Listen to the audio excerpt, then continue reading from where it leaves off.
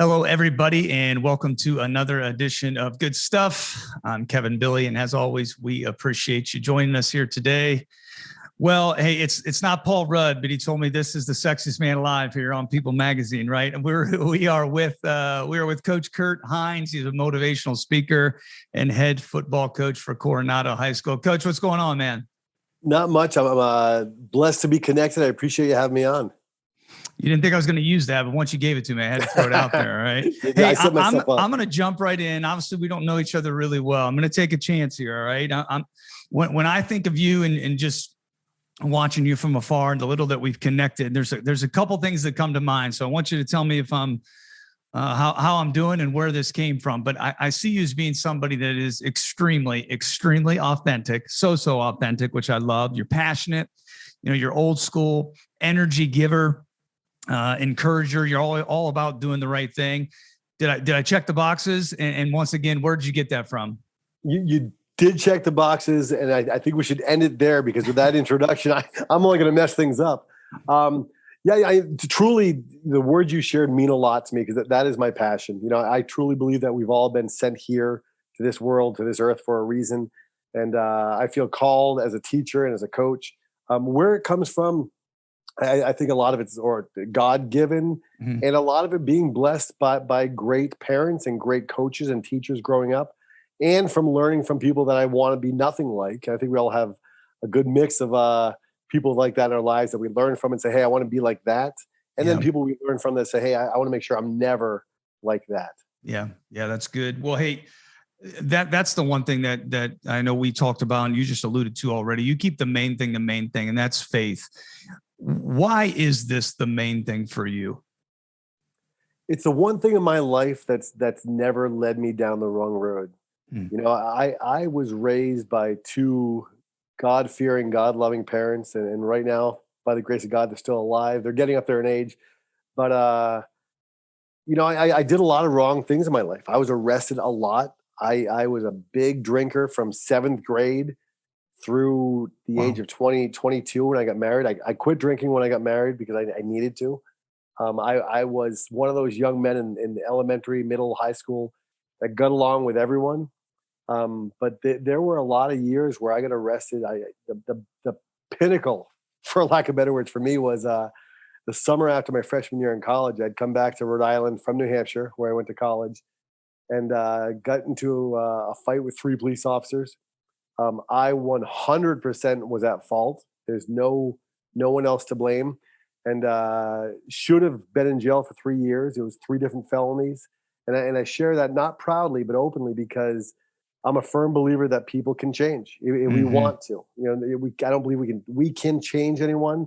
I think we can help empower them to see the change that they want in their own lives.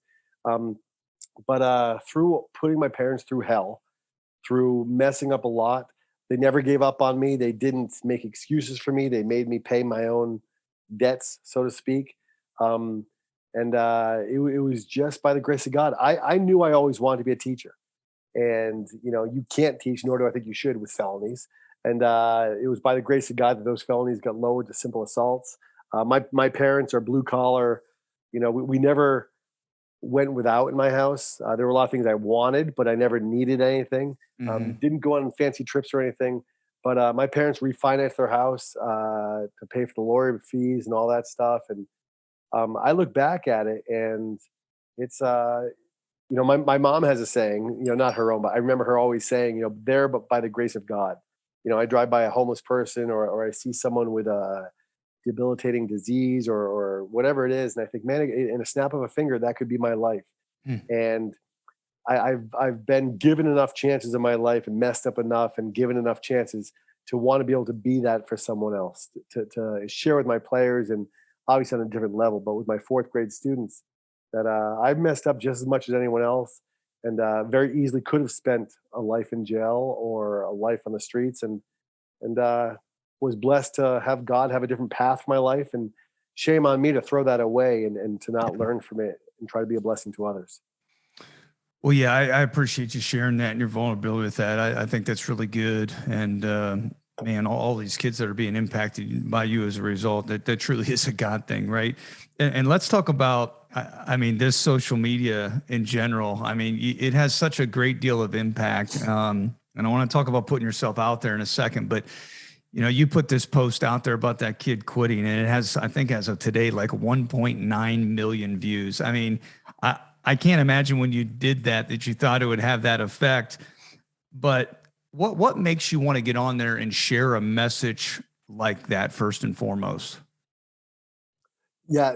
So it's funny, and I hate to admit this, but talking about being transparent, I'm 50 years old right now, and I don't mind admitting that, but I hate to admit that there are still times, not proud of this at all, that I will have a thought about a video, and I'll do it. And I'm like, will that reach a lot of people? And I hate that. I should just put it out there. That particular video you're talking about, that was literally 10 minutes before practice one day. He had come in, and you've seen the video, so I won't bore you with the details. But I was so on fire and so excited for him because, as I mentioned in the video, it was the first time in 2 years that I saw him just breathe a sigh of relief and really come into his own countenance. And I praise him for it. And I almost said his name. I won't say his name. I asked him if I could share my thoughts on it. He was glowing. He said, absolutely. And I did a one and done take video, went out to practice, thought nothing of it.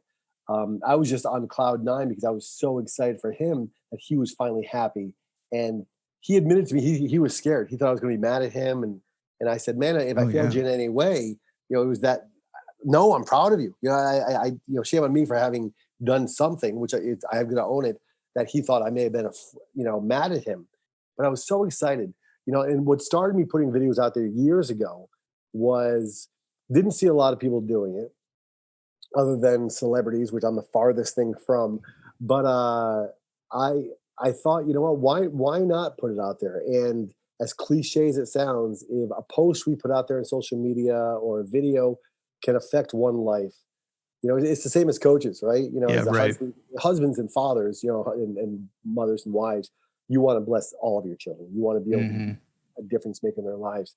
As coaches, we realize we're going to connect with certain individuals, and others we may not be able to reach, whether it's a wall they put up or maybe we don't make the effort strong enough.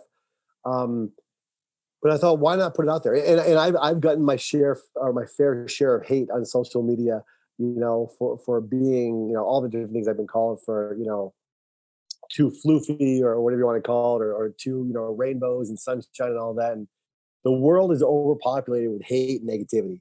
And I think, man, if I can put something out there that's going to brighten someone's day, and so that's why I started sharing stuff like that.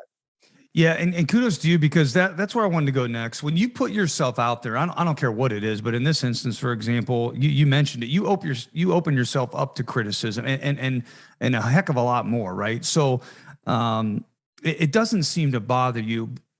Two-part. I'd want to know why not, and then the next thing is, what advice would you give others who aren't willing to do that or can't handle all the things that come their way? And as a result, they keep those things bottled up, which I just hate to hear about. Yeah. If I forget the second part of the question, please remind me. The first part of your question was remind me. Well, that's all right. Why not? Like, why doesn't it bother you just to go, gotcha. and you're not worried about what others are thinking? Because I think I'm wired like you in that sense. So I'm curious from my point of view, but then I'm also curious once again for the second part, because there's people out there that are hurting, bottling that stuff up because they're worried about the criticism that comes with it. Yeah. To answer the first part of the question, why does it not bother me? To go back to my faith, because for me, my faith is everything. I think that's exactly what Satan wants. Satan wants us, especially in this day and age when things can go viral for the best or worst of reasons. The safest way to not be criticized is to stay in my little house, to stay in a little corner in a dark room and not say anything, not ever voice my opinion, because that way I'll never upset someone and they'll never attack me. They'll never come at me. We realize that as coaches, the easiest thing to do is coach from the stands, and second guess every call and all that. But if we want to make a difference in people's lives, we've got to be willing to put ourselves out there. A lot of my family and friends say I love confrontation, and I still argue with that. I don't believe I'm arguing with it. That's perfect. I don't think I like it, but I don't want to shy away from it, because I think usually, what many people view as confrontation is just addressing an issue face to face. whether you end up seeing eye to eye with that individual or not. I think putting ourselves out there fixes a lot of problems that could grow into bigger things. I think when we have something on our heart to put out there, people, the old saying, I don't remember who said it, but you want to make everyone happy, sell ice cream. Yeah. Yeah. Well, what I'm about to say is going to upset some people. That used to be true until people became lactose intolerant. So that's going to upset, you sell ice cream. Yeah. There's going to be someone that says, hey, shame on you for doing that. It doesn't bother me because I think we've been called to be ourselves, not just to go with the flow with everything. I'm not saying to look for ideas or ways to buck, people and then to create. Right. But I think it doesn't bother me because I'd rather go to my deathbed knowing that I upset a few people along the way if need be, but at the same time affected more people's lives in a positive way. And, this thing right here, our cell phones, we have all the knowledge in the world at our fingertips.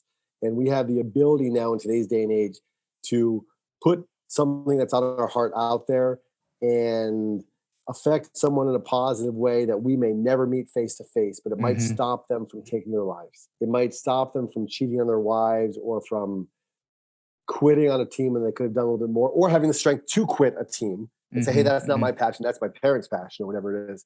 The second part of the question, I don't want to get too preachy. What would I say to someone that's afraid? Two thoughts come to mind. The first is be yourself. When I say not everyone can be a Kurt Hines, thank God, right? We've got enough. One's enough of me. Not everyone can be a Nick, and I'm not comparing myself to Nick Saban, but not everyone can be a Nick Saban or a Kevin. Bille? Am I pronouncing it correctly? That's right. Yeah. Can everyone be? Not everyone can be a Coach Bille or Coach so and so. I think we need to be true to ourselves, and if we don't have the strength, courage, or desire to put stuff out there, don't. Yeah. On the flip side, I won't mention his name, but there's a gentleman that reached out to me about 3 years ago through Twitter, and it said, Coach, I want to put videos out there like you do, and I've never met the guy. What's your suggestion? How do I do it? And I was flattered by him asking me. Had to laugh at it because I'm a fourth grade school teacher and a high school football coach. I am, when I say nothing special, I know I am created for greatness by greatness, but in the grand scheme of things, I'm just another guy, hands down. But I said to him, just be yourself, put it out there. And I said, if one person likes it, great. And I've seen this guy put out videos slowly. It was like once every 2 months. And now it seems like this guy puts videos out every day. And I love it because I'm like, he's speaking to someone. Sometimes his videos speak to me and I'm like, yeah, that was good. And sometimes I'm like, yeah, he missed it there. Well, shame on me. Just because it didn't connect with me. So I would say to people that are afraid, be yourselves. And really, what are you afraid of? There's so many keyboard warriors in the world that, what video? I did a video a year and a half, 2 years ago about the cancel culture, about canceling Dr. Seuss books.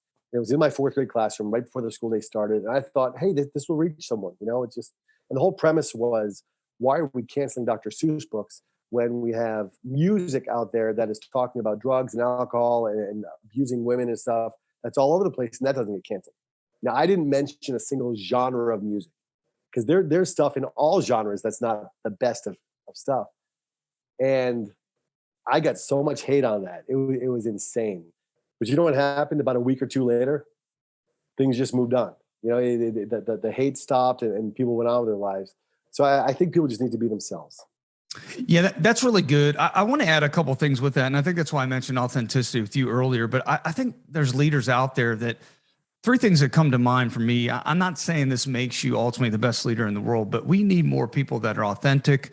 I think we need more transparency and we need more vulnerability, Coach. Like, I think those are huge things. And, if you're criticized, at least the way I know it, it's probably because you're doing something right, and you're willing, you said that you're willing to go out and take a chance, and whatever that is for you, I hope it is your faith that you rely on that. But that's a big part of it. So thanks for mentioning everything that you did.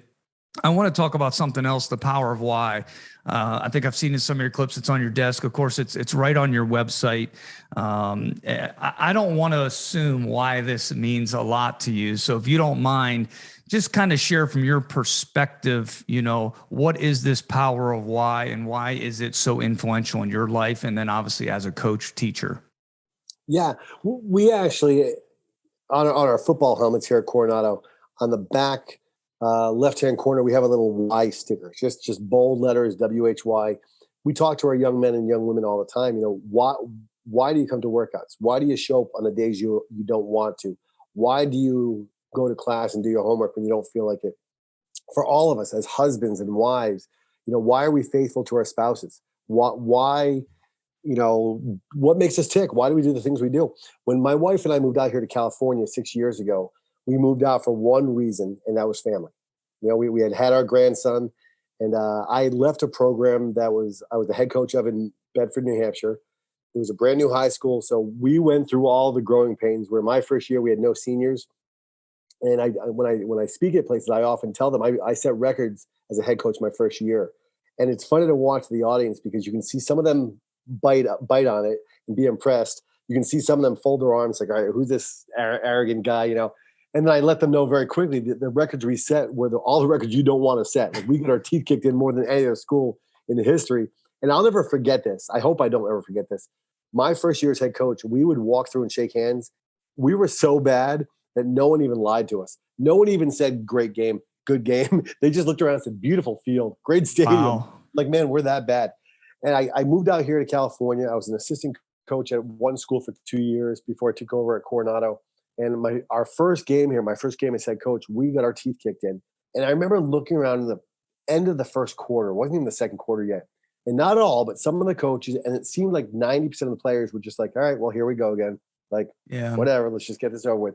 And I was like in the twilight zone. I'm like, what's happening? So I went in the following morning and told our coaching staff what I was going to do. And so they had a heads up. Went to the team room that morning, and I told them, I was like, I did not leave Bedford, New Hampshire to come out here to be part of a losing program. A bunch of guys that just don't want to be here. I was like, I'm done. I said, I told you administration, I'm done. And they looked at me like shocked. Now my coaches knew where this is going. So I walked out, and it was just deadly silent. And I walked back in, and I said, another thing. I said, imagine if I was serious. And they looked at me like, wait, what's going on here? Like, I said, guys, I'm not going anywhere. I'm not going anywhere, but we need to change this culture. I said, the problem with it, I said, most of us don't know our why. Why are we playing this game? Why are we here? I said, some of you are going to marry the most beautiful girl in Coronado when you're older. And then God forbid she's going to get cancer and lose her beautiful hair. Or God forbid she's going to put on 100 pounds. Or God forbid she's going to get into an accident. Or God forbid all the money you have, you're going to lose. And that's why, 75 or more percentage of marriages fail, because we don't have a strong enough why. So guys, my why for moving out here was family. For me, it is faith, family, and football. And the family and football are really close, but the faith is way up here. Family's right below it, and football is down here, but they're all close. So guys, I can coach anywhere. And I don't say that arrogantly, like I'm good enough to coach anywhere, but it doesn't matter if I'm in New Hampshire or California, Ohio. If my why for coaching, and this really is what it boils down to, my why for coaching is to empower people, to bless as many people as I can. Now, I want to win, and you have to win enough games to keep your job. But when I talk about winning, when I define winning, the scoreboard doesn't come first. When I can win someone's heart, when I can have a young man, it happened this year, that mom emailed me on a Monday morning and said, hey, so-and-so left last night, didn't come home, and refuses to return our calls. And this is a young man who was a captain of our program, a young man I love, and it was so out of character for him. And once again, I'll be careful not to say any names. The parents were heartbroken. They were just shattered. And I saw him. I said, let me talk to so-and-so. I'll see him at practice this afternoon. Right when he came into the film room, I said, hey, we're meeting today after practice. And he looked at me and said, yes, coach. I said, and your parents are going to be there. And he goes, coach, I don't want. I said, your parents are going to be there. And we had a real come to Jesus moment where I asked him some very tough questions. And without going into too much detail, it was one of the highlights of the year for me, because I was able to sit down with mom and dad and the son. And there was no yelling. There was no finger pointing. It was a lot of eye-opening and kind of getting to where they needed to get. Now, that family is not healed yet, but I was able to be a part of getting them on the right road. I didn't solve any problems, but I was able to open up the lines of communication. So my why is to empower as many people as I can. And the reason that's important to me is people often say, hey, why Coronado? Now, we're in San Diego. It's beautiful. But where we are in Coronado, my wife and I live off island. It's a really tough place to live. You are either from money have a lot of money, maybe you didn't inherit it, or you're military. We have the naval base here. My wife and I live on the other side of the bridge because I could never afford to live here. Mm-hmm. Now, the challenges of that is there's a revolving door with the military. I love it. It's such a blessing. However, we have players come and go, and man, I wish they stayed a lot longer than they often do. His mom or dad gets transferred somewhere else. So a lot of family and friends and other coaches say, hey, why not apply for a job here or apply for that? And I could if my why was just to coach Division I athletes. I don't have to coach at a powerhouse program to fulfill my why. Mm-hmm. So the power of why for me is essential. And I think when we log off this podcast here in a little bit, I think if any of us picked up the phone and called 10 random people, family, friends, whatever, and said, hey, what's your why? Why do you do what you do? I think we'd stump a lot of people. A lot of adults also aren't fulfilled in life and aren't living their why. And I don't say that in a judgmental way. I just say it's kind of heartbreaking. I think way too many people are not in love with their lives. And if we can help the young men and young women we coach to find their passion, to follow it, then I think we're doing some good things. Yeah, for sure. That's good stuff. I like it. I mean, I echo that. I know as a coach, there's nothing better because I don't know about you when they ask you like, hey, what's your worst thing? It's like, man, they're 18 to 22, right? Or they're 14 to 18. But man, like moments like you just mentioned, or 5 years from now when you get a call, or 7 years from now you get the wedding invite, or and it comes full circle, or they're asking for advice on things. Yeah, it's why you do what you do. Speaking of why football, coach? Like you got to have something there. Like, what do you personally just love about the game of football? Everything. I love the violence of it. I love the chess match of it. I love the strength and conditioning. And I love your question, Kevin, because you don't have to coach or teach or whatever to make a difference. I can go to the soup kitchen every day if I wanted to and make a difference. I can go down to homeless shelters, whatever it is, hospitals, you name it. For me, I think it's the perfect marriage of, I love teaching. I love teaching elementary school. I've always been a first through fourth grade teacher, regular ed classroom. Okay. But my students have to be in my class. And what I mean by that is, by law, you had to have some type of formal education for children 18 and under, whether it's homeschool, private school, public school, charter school. But they have to be in my class. As coaches, football, basketball, baseball, cheerleading, most of our student athletes choose to come out for that sport. Now, I have had students that say, I'm saying, I've asked students before, why? Why are you playing football? And many of them know or think they know, and then that may or may not evolve. I had one student 3 years ago, student athlete, young man, say very honestly, Coach, my dad said I have a choice, football or CrossFit, and I'm not doing CrossFit. And the young man was a little out of shape. And it was funny because he played his junior year, first time ever coming out. Senior year, most of his friends were seniors the year before. So he came to me just before football started and said, Coach, I'm not playing. I had a great conversation with him. And I said, I'm always here for you. I love you. Just why not? And he said, well, most of my friends graduated. So I said, listen, my door is always open. Literally the next day he came back. He goes, Coach, can I have my equipment back? And I was like, Joe, yeah, I said his name, Joe. I was like, yes, absolutely. I said, why? He goes, and he was the one. So my dad said, if I'm not playing football, I got to do CrossFit. So I'm like, absolutely. So, but he ended up not starting for us, but making such a difference in our program because of his energy. He just loved life, was just such a great, great young man. So for me, we have a captive audience. I realize that you and I as coaches can say the same thing that mom and dad say, but mom and dads are idiots. And when I say that, I mean in their child's eyes often, So not that I have any magic potion or magic words, but often we'll say things to our young men and young women that they choose not to hear from someone else. And, for me, it's just, man, football, I always jokingly say, but there's a lot more truth to it than a joke. My least favorite day is equipment collection. It means the season's over. You're saying goodbye to a lot of young men. Also, just the managerial side of collecting all the equipment, make sure it's it's going to get reconditioned, all that stuff. But I love everything about football. It's a beautiful, violently beautiful game that I just absolutely love. That's great. That's great. Well, hey, I think you're somebody, at least to me, that has a high level of belief in people. And people are always talking, or coaches and programs, about getting buy-in, right? Like, is that where you get it? Is your ability to connect and believe in someone, or does it come from somewhere else in terms of that buy-in? Well, for me, I think buy-in all comes down to, in culture, all comes down to one word that really is a broad umbrella that can go into so many different areas, but relationships. Yeah. I feel that growing up personally for me, the teachers that I performed for better were the ones that I knew had a vested interest in me. I was never a math student, never a good math student. And in seventh grade, I had a math teacher that would sit on his desk at the beginning of class and just talk to us about life.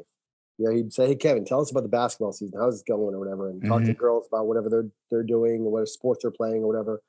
And his name was Mr. Nick. He would sit at his desk, and I remember in seventh grade thinking to myself, I want to be a teacher. And I never thought about that before because I was not a great student growing up. Um, but I just knew that he cared about me. And this isn't Hollywood. So in a movie, it would say, "Hey, he cared about me," and I soared in math and got straight A's. I still scraped by with like probably C's at best in math. But I remember he cared about me.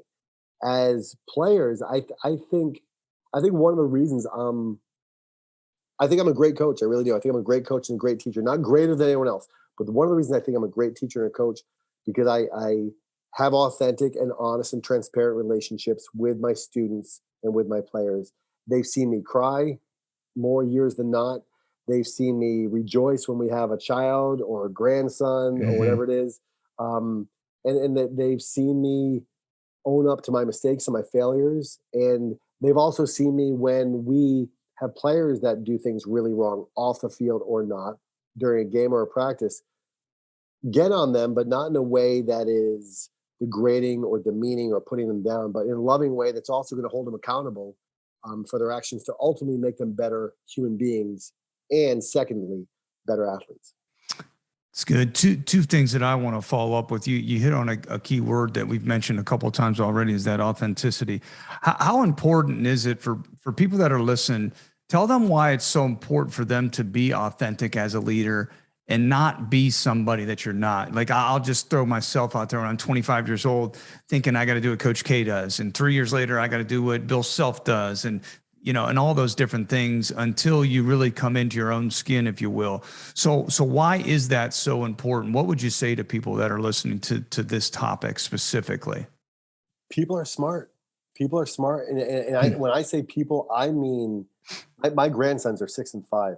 My 5-year-old grandson is smart. And I watch him sometimes when we're together at a family gathering and stuff. And maybe one of our children, my 4 children, I have 3 daughters and 1 son, are all 23 and older. When they bring a friend that comes by that our grandson hasn't met yet, I often just kind of sit back and watch the interaction between my 5-year-old and 6-year-old grandson with them, and they can see if someone's authentic, kind of go, Yeah. "Oh, nice picture, that's cute," or they really are sharing something. People read that energy, and I think when you're authentic, it blesses everyone. The last thing I think any of us want to do as coaches is not be ourselves. You mentioned Coach K or some other coach. At the end of our coaching day, we're never going to look back and be like, "That's who I was. I was this coach for this person at that time and place, and it helped change their lives." Right. We don't want to lie to ourselves and our players, whether it's elementary, middle, high school, college, you name it. They're smart. They're smart, and they're going to see through that, And not everyone has. I'm a very passionate, energetic. I get amped up about a lot of things. And I have some coaches on my staff who, man, I've never heard them raise their voice in a good way or a bad way, and that works for them. But I've got to let them be them, and I've got to be myself. I think authenticity and transparency breaks down walls and barriers and allows our players to be themselves also. And that's one of the reasons. I know this wasn't part of your question, but one of the reasons I love strength and conditioning with our guys year round is because, probably like you, when you're coaching basketball, you have your practice plan scripted out to the minute, drill by drill or what you're doing. Same with football. In the off season, we have our lifting cards, we have our programs. I will pull a young man aside or 2 young men and say, "Hey, I want to work out with you guys today," and work out with them. Sorry, Yeah. work out with them. and find out what makes them tick, not just as a player. Yep. But Right. find out what makes them tick as a person, because ultimately that's going to help all of us. And I also think it's important for coaches when we talk about transparency. Players will see. I've coached on staffs before that will pour into those young men that are great, and the other young men see it. Hey, they're always 100%. spending time with so and so because they're going to pad their their resume. Yeah. You mentioned one of your last years coaching college ball. You had a young man that was just lighting up the scoreboard. Yeah. If his teammates only saw you coaching up and pouring into him and asking him about his personal life, Yep. and that's going to turn a lot of people away. And not only does it affect our program and ultimately the wins and losses, I pray for wins. My wife often, she doesn't do it anymore because I've explained it to her. We pray every morning and every night. It's a blessing. We've been married for 27 plus years. But I still pray to this day, God, please don't let anyone get seriously hurt. And she asked me one time, she said, Kurt, why seriously hurt? Why not just pray no one gets hurt? Well, Jill, it's football. The goal is to, within the confines of the game, if I can hit you hard enough that you quit and go play tiddlywinks, hey, that's great. And I pray for success. Now, I don't think God cares if Coronado wins or another program wins. And because I've seen programs that don't have respect for their coaches because of how they treat young men, and they have great success. I don't think God cares about that. But I pray for success because I think the more success we have, the more young men it may attract or young women to our program, the more lives I can impact. And I think it all comes down to transparency and authenticity. And when I think you're transparent and authentic to your young men and young women, they go home and they will share that and spread that love and that joy with their families. It's good. Second thing, as a follow-up before I forget, something that was really tough for me as a coach was to not reach every kid. Now I had 12 to 15. Coach, you got a lot more than that, but I want to know how you deal with that, because I know you're not batting 100%, 100% on that, or perfect, right? We can't reach every kid.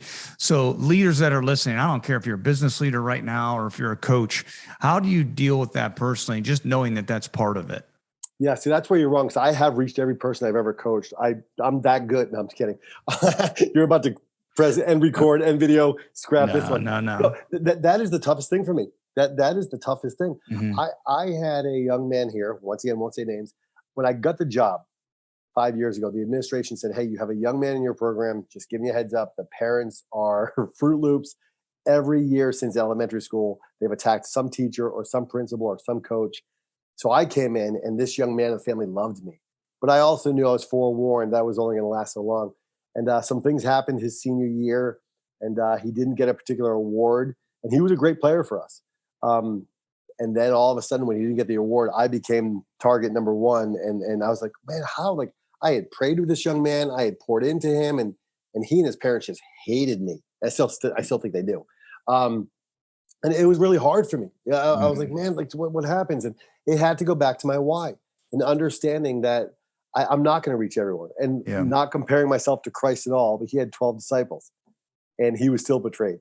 And he did nothing but dedicate his entire life to blessing others and giving his life to bless others. Who am I to think that I'm going to be able to reach everyone? Yeah. I think it comes down to knowing your why, that my why is to bless and empower as many people as I can. And along the way, there are going to be people who don't like that, who don't see that vision.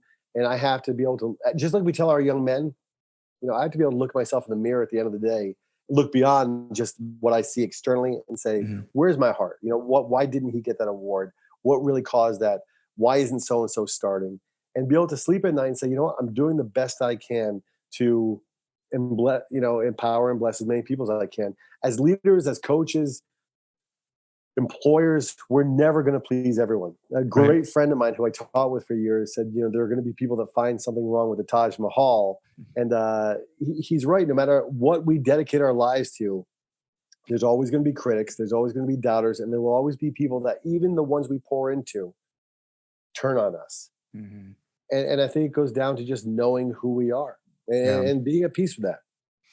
Yeah, it's tough. I mean, it's literally, I can think of a handful of people right now that don't like me. And I know there's more than that, but it's like, I never not once cared for their kid. I never not once Exactly. one of those best. And it didn't matter to me if he could put the ball in the hoop or he couldn't run and chew gum at the same time. There was just some way, shape, or form that you were going to try to pour into that kid. A couple more things here, and we'll get into to rapid fire. But one thing I want to talk to you about that I think is crucial is failure. To some, it's like in our business, it's like one team wins it all and the rest that didn't. That's failure, right? Yeah. But I know, for example, like when you started coaching, I think you guys were runner up like 5 times. I think it was 4, and then you won 1, and then you're runner up again. There's got to be an inner drive. I would say I'm a little sick. I embrace it. I love it. The resiliency, Yes. Being knocked down. And just keep showing up, right? Just keep showing up. I think there's so much value in that. But how has failure affected you, personally, and maybe give us some ways to respond better to it? Yeah, my first thought when you mentioned failure is that, thing you see on social media so often, like, I'm not taking any more L's. And I'm like, no, stop that. The not taking any more L's bothers me as much as people saying the grind never stops. Because, well, then burnout's right around the corner. That grind that never stops. I'm always in my coach's office. I never leave this. Well, someone's going to pay for it. Your family's going to suffer. You end up in divorce. The losses in life are what help us to be successful. My wife, she's my best friend. I've been so blessed. We, been married 27 plus years now, maybe 7, 8, 9 years into our marriage, some financial things happened. And it ended up being a huge, huge challenge for my wife and I. And it was one of the biggest fights we ever had, and we almost never fight. And it was tough. I look back at that now and like, that's one of the best things that could have happened to us because it led to so much growth. It led to so much communication. The greatest struggles I've had in my life have led to the greatest glory and the greatest successes. And for those of us that are believers, for those of us that do look at Christ as the ultimate teacher and coach, he came into the world as an underdog. Right. He came into the world with a goal of winning people's hearts and winning people's minds. And he faced the ultimate defeat, being crucified on the cross, which led to the greatest victory of all time. Talk about the greatest comeback story.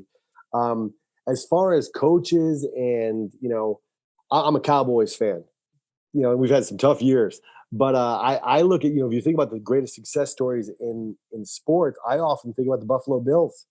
Oh, yeah. 4 Super Bowls. The Super Bowl. How? I mean, how do you get so close, lose on the biggest stage or one of the biggest stages? You got to remember I'm talking to a basketball guy, but one of the biggest stages. No, it definitely is. How do you get so close and lose and come back the next year? Yeah, right. And lose and keep coming back. And I think way too many people look at that as a failure. What a joke team. And they're like, man, what a resilient team. What a driven team. I would have loved to have been in the locker rooms and the coaches meetings in the weight room, for those years, for those programs, because man, that just speaks volumes to their why and their passion and their commitment. I think we have to, as a society, embrace failure as part. I think too many of us think success is over here, failure is here, and then we're somewhere along the middle. And success and failure are right here. Yeah. I mean, the margin of error between the two of those is so close. I think the more we embrace failure, the closer we're going to become, getting to success, and realizing that, and I'm not a history buff or historian by any stretch of the imagination, but I know I've read this before. I don't know if it's true, so I'll preface it with that. But I believe I had read somewhere that Babe Ruth had struck out more than anyone else. Yeah, I think so. He also has, some of the more home runs than anyone else, if not the greatest. And if you study some of the greats, in the sports world, the business world, most of them, you have stories and histories of living in their car for a year and a half before they made that big deal, or having 5 failed businesses before they had that one that made them a millionaire, whatever it was.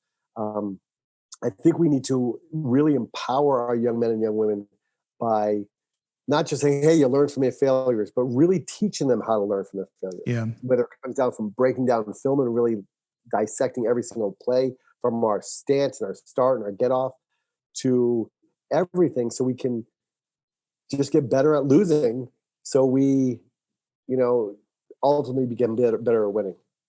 Well, and I think if I'm good all the time, then I can't be bad, right? And if I'm not bad, then I can't be great. And being bad affords me the opportunity to be great.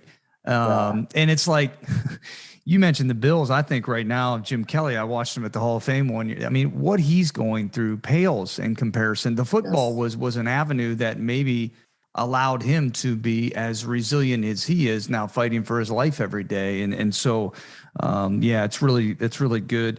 Just real quick before we get into rapid fire, how are you growing, Coach? Like, what are you? You a reader? You podcast guy? What are ways? You clinics? You connecting? How are you growing? And if you are a reader, throw out some best books for us. Yeah. So I love stuff like this. Like you had mentioned, you didn't get into doing the podcast and the speaking that you do to Mm-hmm. necessarily learn from others, but you mentioned you learned so much. Connecting with other people. I think one of the Okay. greatest things we can do is find other people who are passionate about life and talk to them. Go out and have a cup of coffee with them. Yep. Sit down with them. I love going to clinics. I think coaching clinics in particular. I love football, but man, the football world is overpopulated with arrogant coaches who think they've invented everything. And I often say I am an expert in nothing. I'm passionate. I'm passionate about everything, but an expert in nothing. And I truly believe that. I mean, I think that's what lights the world on fire is people who are passionate, Mm-hmm. who are willing to. You always talk about, what are you willing to die for? What are you willing to live for? What are you willing to give your life to, and get up and do that? As far as books, I've got a bunch of them behind me here. One of my favorite books, and I've read all these here, but one of my favorite books right here is Inside Out Coaching by Joe Ehrmann. Have Oh you read yeah. this one? Love that book. Yeah. And I have yet to meet the man face to face or in person, but I hope I do someday. That book, and for the listeners that you have that maybe haven't read it, I'll just give my biggest takeaway was he narrows all coaches into two categories: as transactional, like a bank transaction, where Yep. I'm going to pour into this young man because he'll make me look good, or transformational, where I might even work with that, redheaded stepchild that can't put his helmet on straight, Yeah. and I'm going to pour into him. And I think, man, that's what it's about. Just getting to the heart of the player, and not just motivation. I think a lot of people can motivate their teams, their employees, but motivation only lasts for so long. When you get to someone's heart and you get them to find their own why, then that is a seed that will continue to grow into things that will produce greater fruit than most of us could ever imagine. It's Um, good. so I love podcasts. I love it all. And the last thing I'll say on this topic, I think we have to be careful. I found myself going down a dangerous road when I first got into coaching, where I would go into 2-3 clinics a year, and I was always revamping everything, Yeah. And one of my greatest failures my first year as a head coach was our playbook was about this thick, and we ran none of it well, and it was 100% my fault. We Mm-hmm. didn't have seniors my first year, so that was a part of it. But man, I tried to do way too much, and it wasn't that the players weren't good. It wasn't that they weren't smart. I was just trying to do way too much. So now when I go to a clinic, a coaching clinic in particular, I always say, hey, listen, if I'm going to take something away from this clinic, I need to be willing to give something else up, Mm. whether it's a play or something else. Yeah. And sometimes I walk away from clinics like, man, I love this. I'm like, what am I going to give up? But what that does is it forces me to really take a look inside and say, hey, where can I take away from what I've done Yeah. to add something new? It's good. Yeah. That Inside Out Coaching, great book. He actually, one of the years I was a high school athletic director, we had a preseason meeting up at actually the Browns facility, and he was there. So yeah, I Very would cool. encourage that. Hey, I know you don't know all the guests here, but a real quick question, maybe that we'll see if it resonates, or you can let me know later. Who do I need to have on the podcast that I haven't had? Wow. One guy, just Corey Proctor. He's Corey, on say that again. Corey Proctor, Okay. COR. I should know. He played for the Dallas Cowboys, so once again, I'm a big Cowboys fan. I'll make a very long story very short. I had spoken at a clinic 3 or 4 years ago in Mississippi, and I got a private message from Corey, who I had never met before. And he's like, I can't wait to hear you speak. And I was like a 13-year-old schoolgirl, because he had played for the Cowboys. So I'm like, wait, what? What are you? I didn't know you were speaking. What are you speaking on? He's like, no, I just followed you. I want to hear you speak. I'm like, what? I was blown away. Met him in the Dallas Fort Worth airport, and he hadn't set up a rental car yet. So he and I had a chance when we flew to one part of Mississippi to go to Tupelo, I believe it's called. So we drove together for about an hour and a half in this tiny little car. Now I'm not small, but he is larger than life. I think he's about 6'5", 6'6", about 290 or so. And it was like Dumb and Dumber. Our knees were both by our ears driving this tiny little car. And we talked about faith. We talked about football. We talked about life. And he's someone that's played at the highest level. And the reason I love him so much is because you're not going to find another man with a greater testimony and a greater humility than Corey. I can find him on Twitter when we hop off here and send you his information. But he's a great guy, father of two, and just a God-fearing, God-loving man. Love it. Thank you. All right. Well, hey, let's hop into rapid fire. I don't know how good your jump shot is, but 3 pointers here. So if you need a little bit longer, feel free. First question: if people could learn one thing and only one thing from this talk that you'd want them just to grab hold on, Coach, what would that one thing be? Find and follow their why. And if they don't know what makes them tick, find people who are passionate and learn from them. Good. If Coach Hines could have come over here tonight and stepped in my shoes and been behind the mic, what would have he asked him that I think I always point the wrong way. What would have he asked him that I did not ask? What question would have you asked? I don't know why I'm saying this, but what are you afraid of? Okay, that's good. I don't know if you want me to answer that or not. Touch base on it if you don't mind here. I want to wrap up for you here and be respectful of time, but if you don't mind sharing something, that'd be great. Yeah, what's funny, and I'll try not to get emotional with this because I didn't even think about this. My biggest fear for years was something happening to one of my children or my wife. Someone taking advantage of them, something hurt them. That happened. One of my children, one of my daughters, had something horrific happen to her. It really shaped a lot of her life. It was my nightmare come true. Heartbreaking. But what it really taught me more than anything else was that God is still good. Even in the middle of our worst storms, God is still good. And the sun, S-O-N and S-U-N, the sun literally rises the next day. Yeah. And Christ is still good. That, whatever we're afraid of, as I mentioned, my worst fear came true and life still goes on. So it we got to stop living in fear. We're going to live our lives because horrible things are going to happen in our lives. We live our whole lives in fear. We're missing so much. Yeah, that's good. Thanks, sir. I'm sorry to hear that, but thanks for sharing. No, thank you. Yeah, it's that fear is, it's forget everything and rise or run, and face everything and rise. The latter is better. Finally, Coach, number 3, good stuff is the name of this. Give us some good stuff in closing, anything you feel is appropriate or maybe on your heart right now. Good stuff in this COVID world we live in. And I'm not going to get political. In this craziness this past year or 2, 10 years, it seems like the world still needs positive people. The world still needs good stuff. So whether it's a hobby you have, a passion you have, put it out there in the world because people need more good stuff. Yeah, I love it.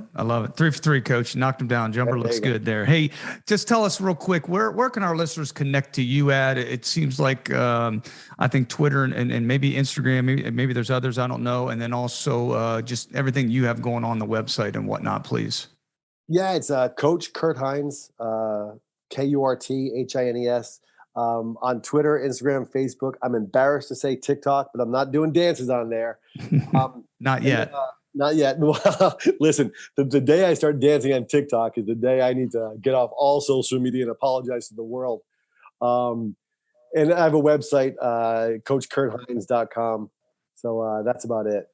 Well, Coach, man, this was really good. As always, I appreciate your time and making this work. Man, keep being you. Keep impacting.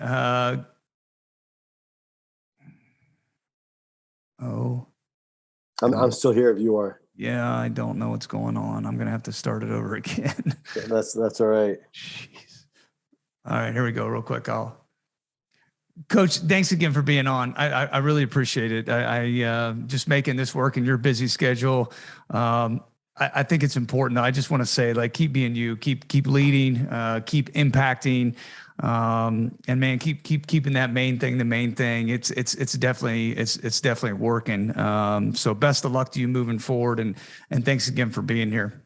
I appreciate you having me on, and as we said, offline and online, it's a blessing to be connected, and I wish you and your family and all your endeavors nothing but the best.